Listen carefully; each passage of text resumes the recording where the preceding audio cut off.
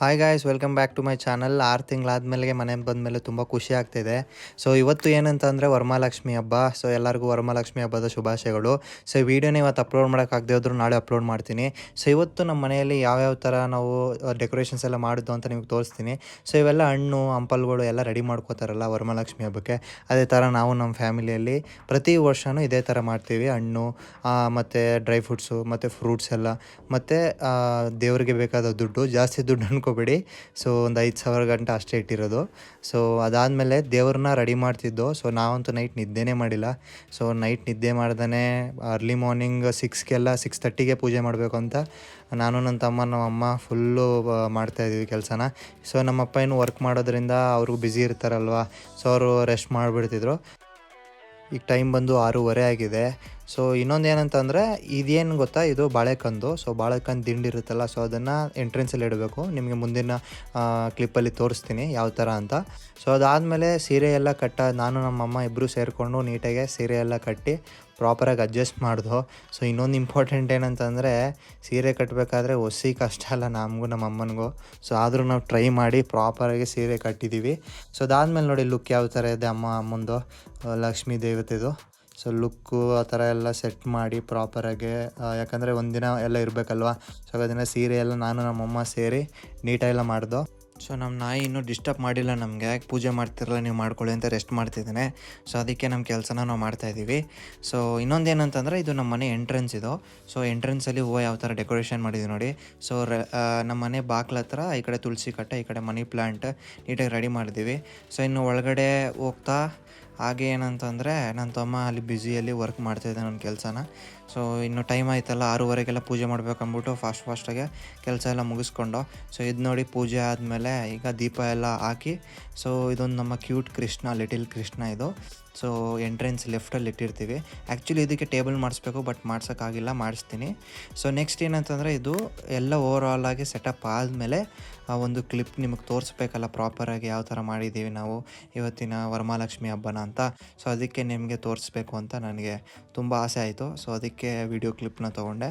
So ಅದಾದಮೇಲೆ next ಇನ್ನು ಪೂಜೆ ಪ್ರಾಸೆಸ್ ಸ್ಟಾರ್ಟ್ ಆಗುತ್ತೆ. ಸೊ ನಮ್ಮ ತಾಯಿ ರೆಡಿಯಾಗಿ ಪೂಜೆ ಪ್ರಾಸೆಸ್ನ ಸ್ಟಾರ್ಟ್ ಮಾಡ್ತಾರೆ. ಸೊ ಇನ್ನು ನಾನು ಸ್ನಾನ ಮಾಡ್ಕೊಂಡು ಬರಬೇಕು ಹೋಗಿ, ಯಾಕೆಂದರೆ ನೈಟೆಲ್ಲ ವರ್ಕೆಲ್ಲ ಆಯ್ತಲ್ಲ. ಸೊ ಅದಕ್ಕೆ ಸೊ ಇನ್ನು ಪೂಜೆ ಸ್ಟಾರ್ಟ್ ಆಯಿತು. ನಮ್ಮಮ್ಮ ಪೂಜೆ ಮಾಡ್ತಿದ್ದಾರೆ.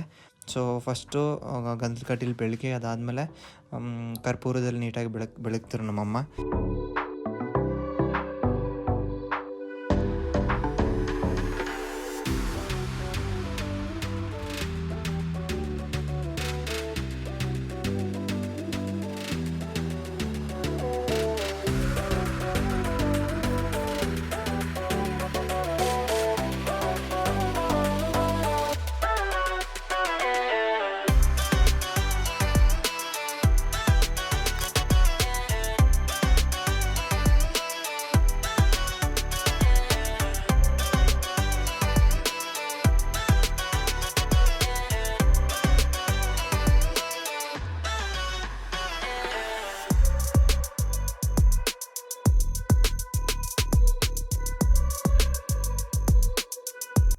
ಪೂಜೆ ಎಲ್ಲ ಆದಮೇಲೆ ಈಗ ಬಾಗಿಣ ಕಟ್ಟಬೇಕು ಅಂತಾರಲ್ಲ, ಸೊ ತಾಯಿಗೆ. ಸೊ ಆ ಥರ ನಮ್ಮಮ್ಮ ಪ್ರೊಸೆಸ್ನ ಸ್ಟಾರ್ಟ್ ಮಾಡಿದ್ರು. ಸೊ ಇದರಲ್ಲಿ ನಾನು ಐಟಮ್ಸ್ ಎಲ್ಲ ಹಾಕಿದ್ದೀನಿ, ಬಟ್ ಅದನ್ನು ನಿಮ್ಗೆ ಹೇಳಬೇಕು ಅಂತ ಅನ್ಕೋತಿಲ್ಲ. ಬಟ್ ಏನಂತಂದರೆ, ಬಾಗಿಣ ಕಟ್ಟೋದು ಅಂತ ತುಂಬ ಜನಕ್ಕೆ ಗೊತ್ತಿರುತ್ತೆ. ಸೊ ಯಾರಾದರೂ ಹುಡುಗರು ನೋಡ್ತಿದ್ರೆ ನಿಮ್ಮ ಪೇರೆಂಟ್ಸ್ನ ಕೇಳಿ ಹೇಳ್ತಾರೆ ಬಾಗಿಣ ಯಾವ ಥರ ಅಂತ. ಸೊ ಕಟ್ಟಾದಮೇಲೆ ನೆಕ್ಸ್ಟು ಅದನ್ನು ಪೂಜೆ ಅರ್ಶಿನ ಕುಂಕುಮ ಹಾಕಿ ಸೊ ಪೂಜೆ ಮಾಡ್ತಾರೆ. ಸೊ ಈಗಂತೂ ನಮ್ಮ ತಾಯಿ ಕಟ್ತಿದ್ದಾರೆ.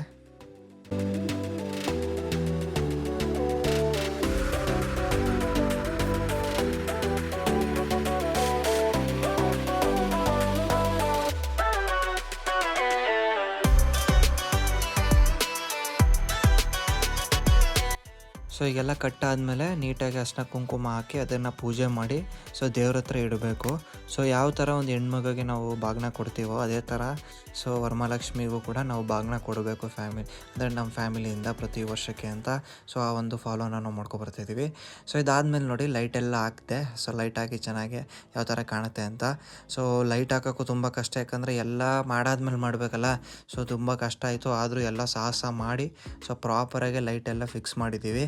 ಸೊ ಈಗ ನಿಮಗೆ ನೀಟಾಗಿ ಕಾಣದೇ ಇರ್ಬೋದು, ಬಟ್ ನೈಟ್ ಹೋಗ್ತಾ ಹೋಗ್ತಾ ಇನ್ನೂ ಚೆನ್ನಾಗಿ ಕಾಣಿಸುತ್ತೆ. ಸೊ ಮುಂದೆ ಕ್ಲಿಪ್ಸಲ್ಲಿ ನಾನು ಪ್ರಾಪರಾಗಿ ತೋರಿಸ್ತೀನಿ. ಸೊ ಬಾಗಿಣ ಕಟ್ಟಾಯಿತು, ಪೂಜೆ ಮಾಡ್ತಿದ್ದಾರೆ ನಮ್ಮಮ್ಮ ಈಗ. ಸೊ ಪೂಜೆ ಆದಮೇಲೆ ದೇವ್ರ ಹತ್ರ ಇಡಬೇಕು ಅದನ್ನು. ಸೊ ಇದು ಪ್ರಾಸೆಸ್. ಇದಷ್ಟಾಯಿತು ಇವತ್ತಿನ ವಿಡಿಯೋ. ಸೊ ವಿಡಿಯೋ ನಿಮ್ಗೆ ಇಷ್ಟ ಆಗಿತ್ತೆ ಅನ್ಕೋತೀನಿ. ಇಷ್ಟ ಆಗಿದ್ರೆ ಲೈಕ್ ಮಾಡಿ, ಶೇರ್ ಮಾಡಿ, ಕಮೆಂಟ್ ಮಾಡಿ ಅಂತ ಹೇಳ್ತಾ ಮತ್ತೊಂದು ವಿಡಿಯೋ ಜೊತೆ ಸಿಗೋದಾ. ನಮಸ್ಕಾರ.